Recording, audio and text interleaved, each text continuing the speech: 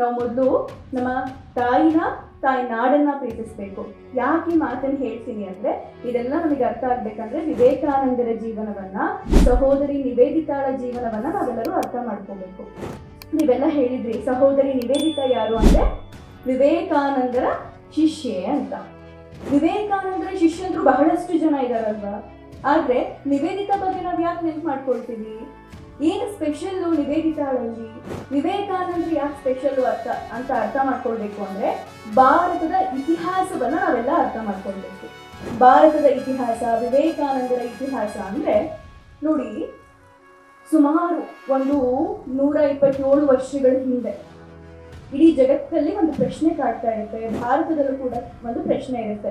ನಮ್ಮ ಹೊಸ ಪ್ರಪಂಚದ ಪ್ರಶ್ನೆಗಳಿಗೆ ಉತ್ತರ ಕೊಟ್ಟು ಬಾಳುವಷ್ಟು ಜೀವಾಳ ನಮ್ಮ ಪುರಾತನ ಹಿಂದೂ ಸಂಸ್ಕೃತಿಯಲ್ಲಿದೆಯಾ?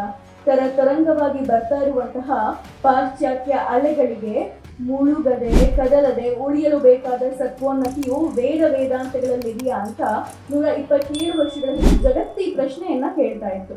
ಆಗ ಆ ಪ್ರಶ್ನೆಯನ್ನ ಧೈರ್ಯದಿಂದ ದಿಕ್ಕಿಸಿ ನೋಡಿ, ಹೌದು ಇದಕ್ಕೆಲ್ಲ ಉತ್ತರ ಇದೆ ಅಂತ ಇಡೀ ಜಗತ್ತಿಗೆ ಉತ್ತರವನ್ನು ಕೊಟ್ಟೋದು ಯಾರು ಗೊತ್ತಾ? ಸ್ವಾಮಿ ವಿವೇಕಾನಂದರು. ಅದು ಎಲ್ಲಿ ಕೊಟ್ಟಿದ್ದು ಉತ್ತರ? ಚಿಕಾಗೋ ಸರ್ವಧರ್ಮ ಸಮ್ಮೇಳನದಲ್ಲಿ.